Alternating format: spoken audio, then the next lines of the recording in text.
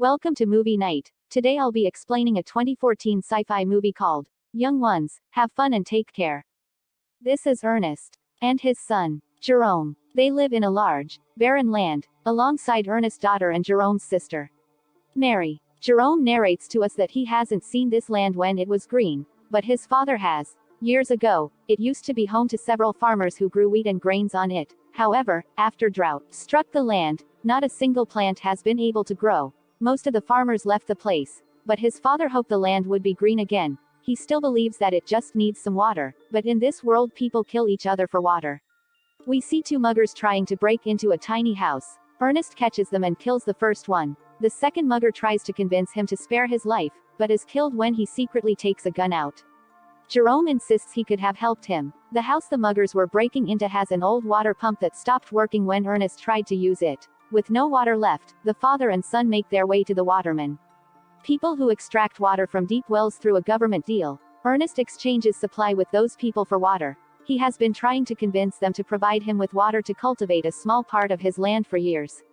However, the watermen only do it for the right price and Ernest cannot afford it. On their way back, their mule falls down and breaks its leg. Ernest reluctantly shoots the animal. The two come back home to Mary serving them bagged food because of water scarcity. We see Mary cleansing the dishes with soil. The following day, Jerome and Ernest visit Sam Lever's auction house to get something to replace the mule that died. There they see a robotic carrier machine called Simulated Shadow Sim. It catches their eyes. Ernest wins the auction against a man named Flem Lever, who also happens to be Sam's son. Flem is in a relationship with Mary unknown to Ernest and Jerome. The two then go to meet Jerome's sick mother, Catherine. She lives in a nearby hospital where she can walk while wired to a special frame. Since the frame is too expensive, they cannot bring her home. Jerome spends his time with his mother that day. Ernest and Catherine kissed goodbye. On their way back, Ernest and Jerome stop at a gas station. We see Ernest take a gulp of petrol after pumping it into his vehicle. The two encounter a couple with a young baby begging for water. The father, Robbie, wants to sell the baby because they cannot afford to take care of him, but Ernest advises against it and tells him that he'll help them. Robbie knows of Flem and Mary's relationship and hence Ernest towards it. At home, Ernest confronts Mary about her sneaking out frequently, but she claims that it's her freedom and tells her father that she hates him. She tries running away, but Ernest locks her in her room and nails her window shut. One morning, Ernest and Jerome wake up and notice that their robot, Sim, is missing from its shed. Someone had stolen it. Ernest assumes it was Flem and goes to his house, but finds out from Sam that he has left with a truck that morning for the mountains. Ernest then goes looking for him at the waterman, but they knock him unconscious. When he regains consciousness, it is already night. The watermen accuse him of stealing their supplies. Ernest insists that he didn't steal them, but their leader, Caleb, attacks him. They fight for a while, but Ernest manages to get his hands on his rifle and runs away from there. On his way back home, he discovers Flem sleeping on the road with Sim by his side. It is clear that he had stolen the machine and the waterman's supplies. Ernest points the rifle at him, holds him hostage, then ties him to the machine. He wants to take Flem back to the waterman to prove his innocence. On their way, Flem makes comments about Mary, which angers Ernest. After walking for a while, both of them get thirsty. Flem persuades Ernest to use the water from the waterman's supply. The two sit down to drink water and chat. Flynn then tries to convince Ernest to let him go, and they can share the money, but Ernest is adamant about getting him caught. Ernest is weak and limp. He clearly cannot walk another mile to the waterman. Flem knows this, so he strikes Ernest with a stone, making him hit his head on a cliff. His head starts to bleed uncontrollably and is knocked unconscious. Ernest wakes up to him being tied, instead of Flem. Flem pours water into Ernest's mouth as he screams. Later, we see Flem arrive at Ernest's house in his motorbike to take Mary. She happily runs out to him. Ernest still hasn't been home, so Jerome goes out to look for him. He finds the machine alone on the way. When he reaches the waterman, they inform him of Ernest's death. Everyone assumes that it was caused by the machine. In the following scene, we see everyone mourning Ernest's death at his funeral. Later, Catherine and the kids cry in her hospital bed. When they come out, Flem picks them up in his truck. After Ernest's death, Flem has now become the mentor of the family. He calms Jerome down as he hits Sim for killing his father. Then, he tells him that Mary is pregnant with his child and that he loves her. Jerome accepts their relationship. Later the day, Flem goes to the waterman and talks to them about sending water to Ernest's land. Caleb laughs at his idea, but gets defensive when Flem blames him for Ernest's death. Flem also shows him a knife with Caleb's name that was found with Ernest's body. Scared to be accused, Caleb agrees to divert water to their field. Everyone is happy when the land gets its first sprinkle of water. Flem works day and night to grow wheat on the land. A few months later, they are fully grown. Flem gets married to Mary and currently lives at Ernest's home with Jerome. One day, his father Sam, with some men from the bank, approaches their house, threatening to take the land because of Ernest's death. The debt is too much for Flem to pay, so he takes the machine with him and approaches his friend Robbie that night.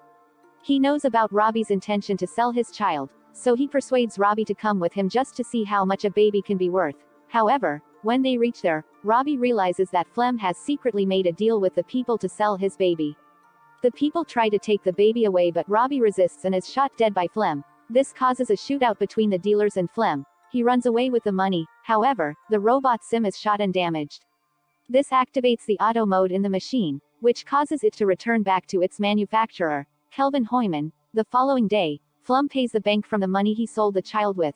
Jerome assumes that the money came by selling Sim, so no one suspects anything. Then we see Sim limping its way back to Calvin, who lives across the border. Calvin calls the number inscribed on Sim and reaches Holmes' residence. He talks to Jerome about the machine coming back to him, which shocks Jerome because Flem had told him he sold it to Robbie. Jerome asks Flem if Robbie sold Sim's parts and it's somehow made to the owner, but Flem gets annoyed at him for the question and dismisses it. Then he tells them he is going to meet his mother that evening, but instead he plans to cross the border to meet Calvin, the manufacturer of Sim. Later he reaches the border, but the guard stops him because he is too young to cross it. A girl named Anna calls him and tells him she knows a way he can go to the other side. In exchange for money, she puts him in a vehicle with chickens and sends them over. They meet again at the other side and split up.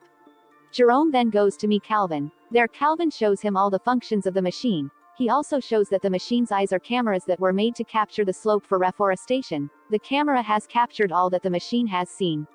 Jerome plays the recordings and sees his time with Ernest. As he goes through it, he is horrified to see that Flem was the one who killed Ernest. That day after Ernest had gained consciousness, Flem tied him into the machine and set its destination to the waterman. The machine had dragged an injured but alive Ernest to his death by the end of the video. Tears roll down from Jerome's eyes. In the evening he returns home but doesn't confront Flem about anything. One day, Flem and Jerome are hunting deers, after which Jerome keeps the rifle with him, hiding it under his bed for the future. At breakfast, Jerome tells Flem about Robbie. Calling him Flem is surprised and accuses Jerome of lying because he knows Robbie is already dead. Flem receives a letter written by Jerome as Robbie. The letter asks Flem to meet Robbie at the same place he has killed Ernest. He is confused by this, but he decides to find out whether Robbie is still alive. Later at night Flem tells a pregnant Mary that he has to go out to sell something. Mary wishes him luck and asked him to come back soon. When Flem reaches the place he calls for Robbie. As he walks, he falls down a pit and breaks his legs. He lays there, calling for help when Jerome appears in front of him. Seeing him there, Flem takes a sigh of relief and asks him for help. However, Jerome stands there with a rock in his hand. Flem realizes that he knows everything that happened and apologizes to him, claiming it was just an accident. He begs him to spare his life for Mary and their child, but Jerome doesn't listen. He points the rifle at Flem and shoots him dead. It has been 2 days since the event. Mary is worried about her husband, but Jerome asked her to wait a little more. He has decided to keep Mary in the dark about Flem's death. Mary suggests they bring their mother home because they now have the money to afford the machine. Jerome then erases all the video memory from Sim. This the end of today's video. I hope you enjoyed. Don't forget to subscribe so you won't miss any future uploads.